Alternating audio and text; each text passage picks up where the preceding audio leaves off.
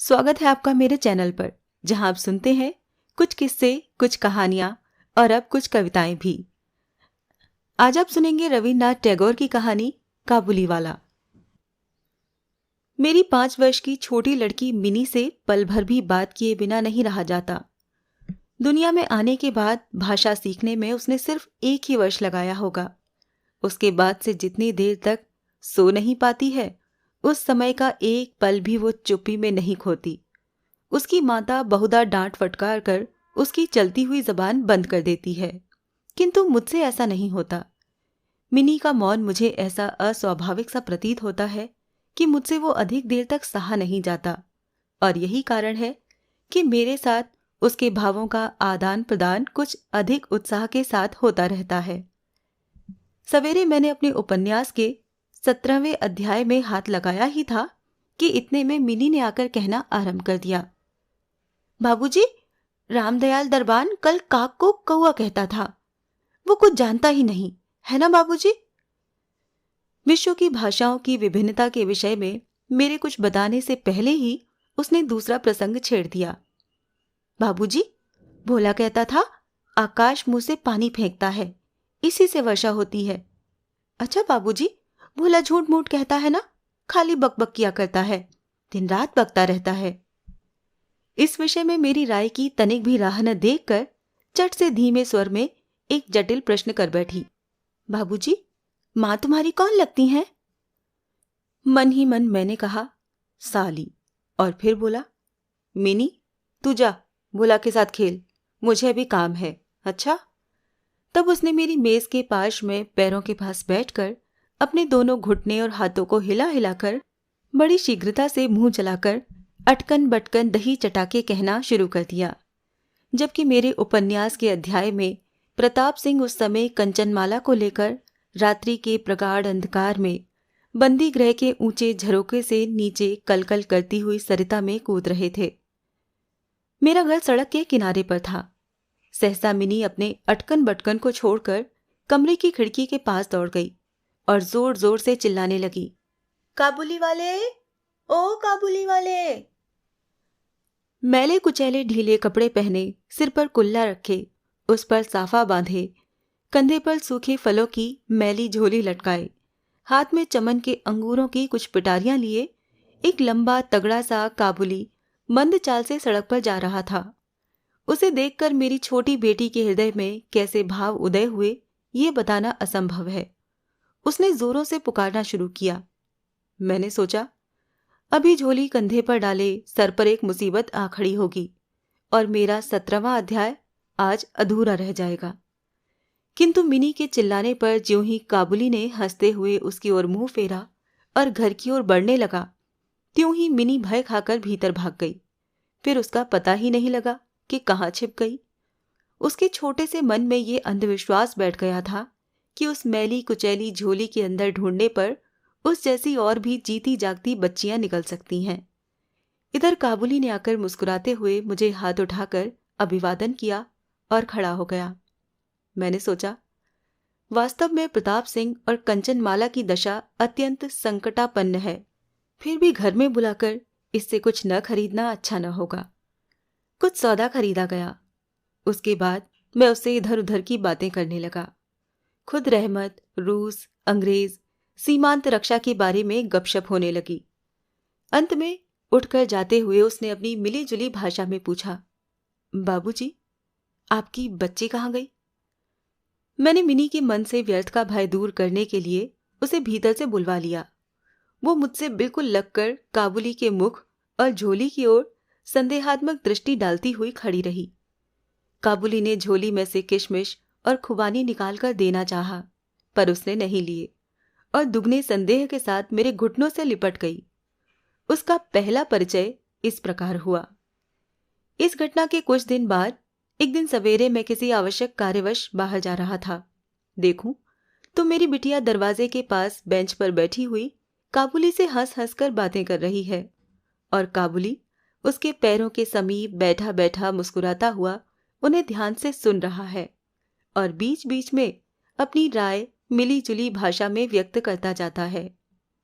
Mini को अपने 5 वर्ष के जीवन में बाबूजी के सिवाय ऐसा धैर्य वाला श्रोता शायद ही कभी मिला हो। देखा तो उसके फ्रॉक का अग्रभाग बादाम किशमिश से भरा हुआ था। मैंने काबुली से कहा, इसे ये सब क्यों दे दिया?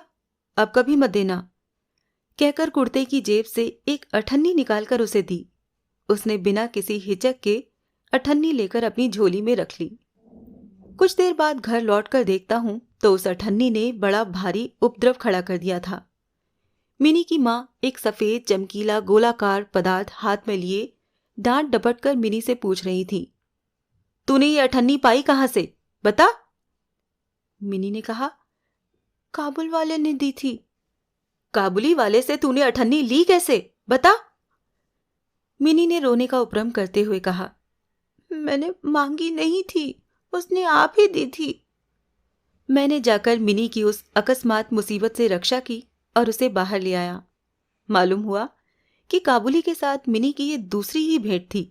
सो बात नहीं, इस दौरान में वो रोज आता रहा है और पिस्ता बादाम की रिश्वत दे देकर मिनी के छोटे से हृदय पर बहुत अधिकार कर लिया है। देखा कि इस नई मित्रता में बंधी हुई बातें और हंसी ही प्रचलित है। जैसे मेरी बिटिया रहमत को देखते ही हंसती हुई पूछती, काबुली वाला, ओ काबुली वाला, तुम्हारी झोली के भीतर क्या है?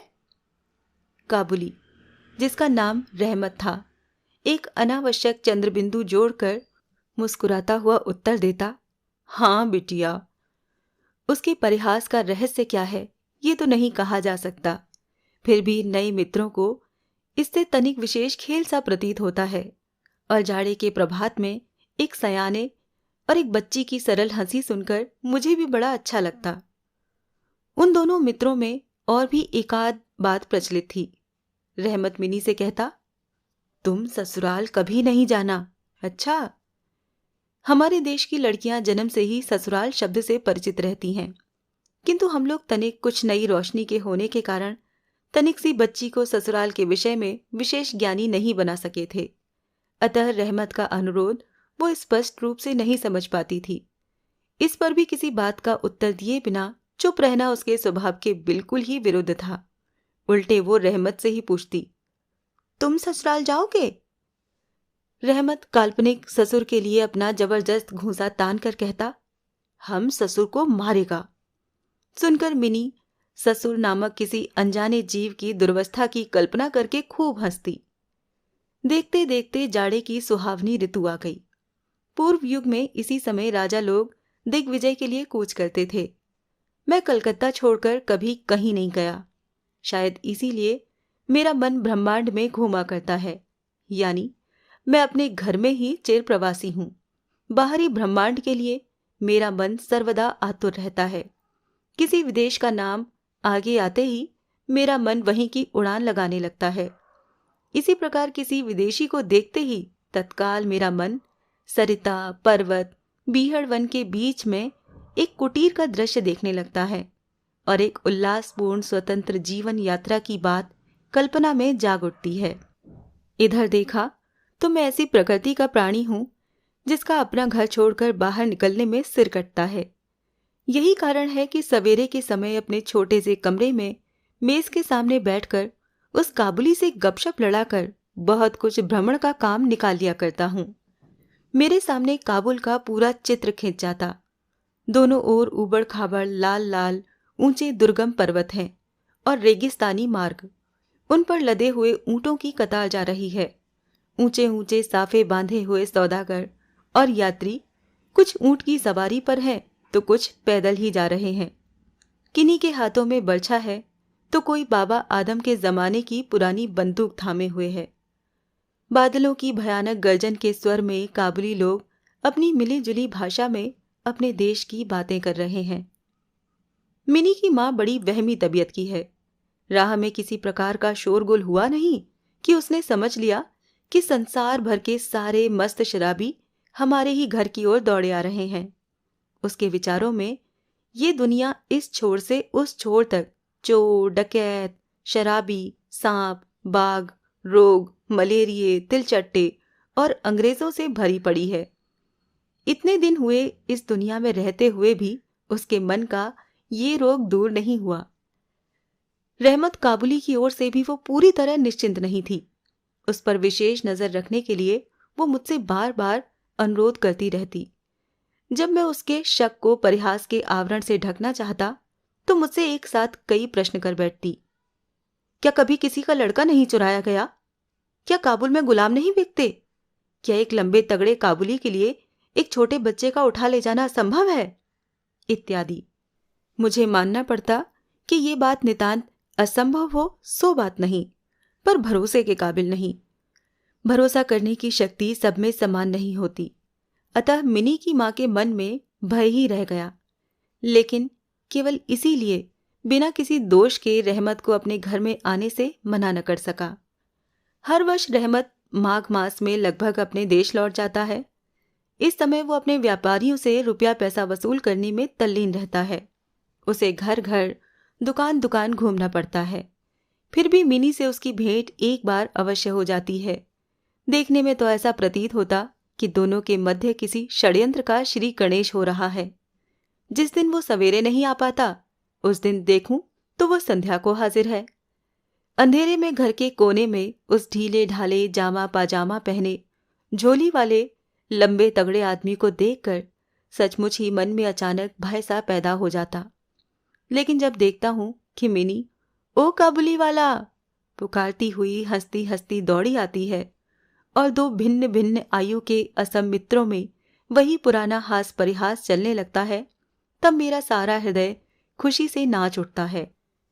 एक दिन सवेरे मैं अपने छोटे कमरे में बैठा हुआ नई पुस्तक के प्रूफ देख रहा था। जाड़ा विदा होने से पहले आज 2-3 दिन खूब जोरों से अपना प्रकोप दिखा रहा था। जिधर देखो उधर उस जाड़े की ही चर्चा है। ऐसे जाड़े पाले में खिड़की में से सवेरे की धूप मेज के नीचे मेरे पैरों पर आ पड़ी। उसकी गर्मी मुझे अच्छी प्रतीत होने लगी। लगभग 8 बजे का समय होगा। सिर से मफलर लपेटे उषा चरण सवेरे की सैर करके घर की ओर लौट रहे थे। ठीक इस समय राह में एक बड़े जोर का शोर सुनाई दिया। देखूं तो अपने उस रहमत को 2 सिपाही बांधे लिए जा रहे थे। उनके पीछे बहुत से तमाशाई बच्चों का झुंड चल रहा था। रहमत के ढीले ढाले कुर्ते पर खून के दाग हैं और एक सिपाही के हाथ में खून से लथपथ छुरा। मैंने द्वार से बाहर निकलकर सिपाही को रोक लिया और पूछा, क्या बात है? कुछ सिपाही से और कुछ रहमत से सुना कि हमारे एक पड़ोसी ने रहमत से रामपुरी चादर खरीदी थी। उसके कुछ रुपए उसकी ओर बाकी थे, जिन्हें देने से उसने साफ इनकार कर दिया। बस इसी पर दोनों में बात बढ़ गई और रहमत ने छुरा निकालकर घोंप दिया। रहमत उस झूठे बेईमान आदमी के लिए भिन्न भिन्न प्रकार के अपशब्द सुना रहा था। इतने में काबुल वाला, ओ काबुली वाला पुकारती हुई मिनी घर से बाहर निकल आई। रहमत का चेहरा क्षण भर में कौतुक हास्य से चमक उठा। उसके कंधे पर आज झोली नहीं थी, अतः झोली के बारे में दोनों मित्रों की अभ्यस्त आलोचना न चल सकी। मिनी ने आने के साथ ही उससे पूछा, तुम ससुराल जा रहे हो? रहमत ने प्रफुल्लित मन से कहा, हाँ, वहीं तो जा रहा हूं। रहमत ताड़ गया कि उसका ये जवाब मिनी के चेहरे पर हंसी न ला सका और तब उसने हाथ दिखाकर कहा, ससुर को मारता, पर क्या करूं, हाथ बंधे हुए हैं। छुरा चलाने के जुर्म में रहमत को कई वर्ष का कारावास मिला। रहमत का ध्यान धीरे धीरे मन से बिल्कुल उतर गया। हम लोग अब अपने घर में बैठकर सदा के अभ्यस्त होने के कारण नित्य के काम धंधों में उलझे हुए दिन बिता रहे थे। तभी एक स्वाधीन पर्वतों पर घूमने वाला इंसान कारागार की प्राचीरों के अंदर कैसे वर्ष पर वर्ष काट रहा होगा, ये बात हमारे मन में कभी उठी ही नहीं। और चंचल मिनी का आचरण तो और भी ज्यादा लज्जाप्रद था। ये बात उसके पिता को भी माननी पड़ेगी। उसने सहज ही अपने पुराने मित्रों को भूलकर पहले तो नवी नईस के साथ मित्रता जोड़ी, फिर क्रमशः जैसे जैसे उसकी वयोवृद्धि होने लगी वैसे वैसे सखा के बदले एक के बाद एक उसकी सखियां जुटने लगीं। और तो क्या, अब वो अपने बाबूजी के लिखने के कमरे में भी दिखाई नहीं देती। मेरा तो एक तरह से उसके साथ नाता टूट ही गया है। कितने ही वर्ष बीत गए। वर्षों बाद आज फिर शरद ऋतु आई है। मिनी की सगाई की बात पक्की हो गई। पूजा की छुट्टियों में उसका विवाह हो जाएगा। कैलाश वासिनी के साथ साथ अब की बार हमारे घर की आनंदमयी मिनी भी माँ बाप के घर में अंधेरा करके ससुराल चली जाएगी। सवेरे दिवाकर बड़ी सज-धज के साथ निकले। वर्षों के बाद शरद ऋतु की ये नई धवल धूप सोने में सुहागे का काम दे रही थी। कलकत्ता की संकरी गलियों में परस्पर सटे हुए पुराने ईंट घर, गंदे घरों के ऊपर भी इस धूप की आभा ने एक प्रकार का अनोखा सौंदर्य बिखेर दिया है। हमारे घर पर दिवाकर के आगमन से पहले ही शहनाई बज रही थी। मुझे ऐसा प्रतीत हो रहा है कि जैसे ये मेरे हृदय की धड़कनों में से रो रो कर बज रही है। उसकी करुण भैरवी रागिनी मानो मेरी विच्छेद पीड़ा को जाड़े की धूप के साथ सारे ब्रह्मांड में फैला रही है। मेरी मिनी का आज विवाह है। सवेरे से घर बवंडर बना हुआ है।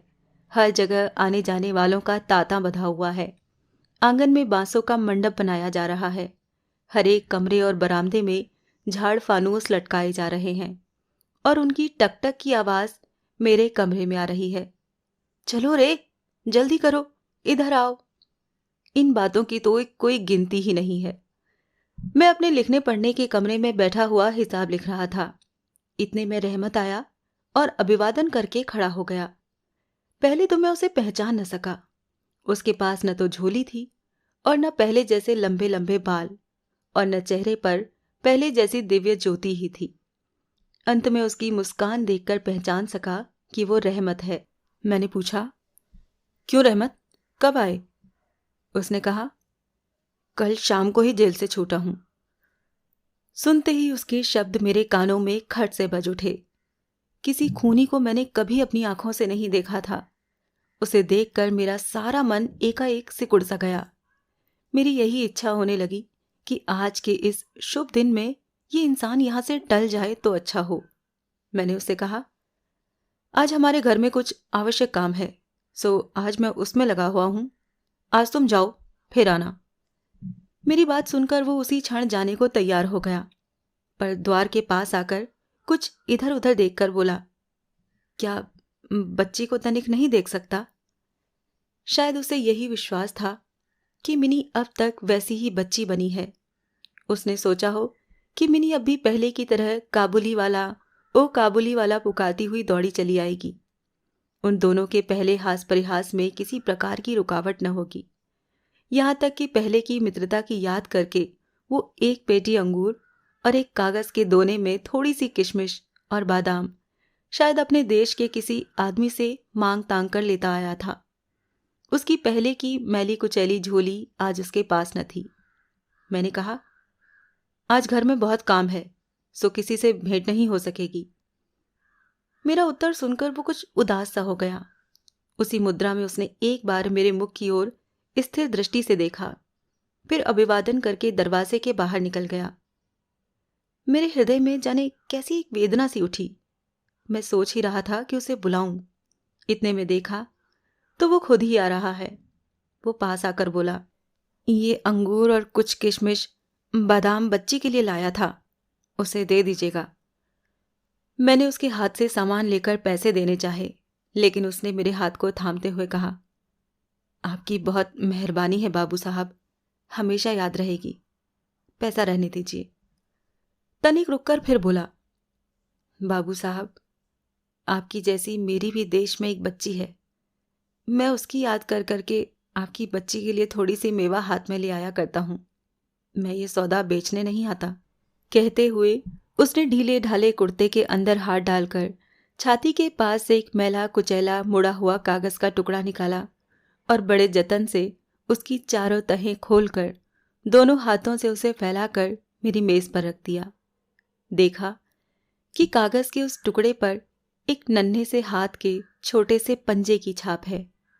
फोटो नहीं, तेल चित्र नहीं, हाथ में थोड़ी सी कालिख लगाकर कागज के ऊपर उसी का निशान ले लिया गया है। अपनी बेटी के इस स्मृति पत्र को छाती से लगाकर रहमत हर वर्ष कलकत्ता के गली कूचों में सौदा बेचने के लिए आता है, और तब वो कालिख चित्र मानो उसकी बच्ची के हाथ का कोमल स्पर्श उसके पिछड़े हुए विशाल वक्ष स्थल में अमृत उड़ेलता रहता है। देखकर मेरी आंखें भर आईं और फिर मैं इस बात को बिल्कुल ही भूल गया कि वो एक मामूली काबुली मेवा वाला है और मैं एक उच्च वंश का रईस हूँ। तब मुझे ऐसा लगने लगा कि जो वो है वही मैं हूँ। वो भी एक बाप है और मैं भी। उसकी पर्वतवासिनी छोटी बच्ची की निशानी मेरी ही मिनी की याद दिलाती है। मैंने तत्काल ही मिनी को बाहर बुलवाया। हालांकि इस पर अंदर घर में बहुत आपत्ति की गई, पर मैंने उस पर कुछ भी ध्यान नहीं दिया। विवाह के वस्त्रों और अलंकारों में लिपटी हुई बेचारी मिनी मारे लज्जा के सिकड़ी हुई सी मेरे पास आकर खड़ी हो गई। उस अवस्था में देखकर रहमत काबुली पहले तो सकपका गया। उससे पहले जैसी बातचीत न करते बना। बाद में हंसते हुए बोला, बिटिया, सास के घर जा रही है क्या? मिनी अब सास का अर्थ समझने लगी थी, अतः अब उससे पहले की तरह उत्तर देते न बना। रहमत की बात सुनकर मारे लज्जा के उसके कपोल लाल हो गए। उसने मुंह फेर लिया। मुझे उस दिन की याद आई जब रहमत के साथ मिनी का प्रथम परिचय हुआ था। मन में एक पीड़ा की लहर दौड़ गई। मिनी के चले जाने के बाद एक गहरी सांस लेकर रहमत फर्श पर बैठ गया। शायद उसकी समझ में ये बात एकाएक साफ हो गई कि उसकी बेटी भी इतने दिनों में बड़ी हो गई होगी और उसके साथ भी उसे अब फिर से एक नई जान पहचान करनी पड़ेगी। संभवतः वो उसे पहले जैसी नहीं पाएगा। इन 8 वर्षों में उसका क्या हुआ होगा, कौन जाने। सवेरे के समय शरद की स्निग्ध सूर्य किरणों में शहनाई बजने लगी और रहमत कलकत्ता की एक गली में भीतर बैठा हुआ अफगानिस्तान के मेरू पर्वत का दृश्य देखने लगा। मैंने एक नोट निकालकर उसके हाथ में दिया और कहा, रहमत, तुम देश चले जाओ अपनी लड़की के पास। तुम दोनों के मिलन सुख से मेरी मिनी सुख पाएगी। रहमत को रुपए देने के बाद विवाह के हिसाब में से मुझे उत्सव समारोह के 2-1 अंग छांट कर काट देने पड़े। जैसी मन में थी वैसी रोशनी नहीं करा सका, अंग्रेजी बाजा भी नहीं करा सका। घर में औरतें बड़ी बिगड़ने लगीं। सब कुछ हुआ। फिर भी मेरा विचार है कि आज एक अपूर्व ज्योत्सना से हमारा शुभ समारोह उज्जवल हो उठा। अभी आपने सुनी रवीन्द्रनाथ टैगोर की कहानी काबुली वाला।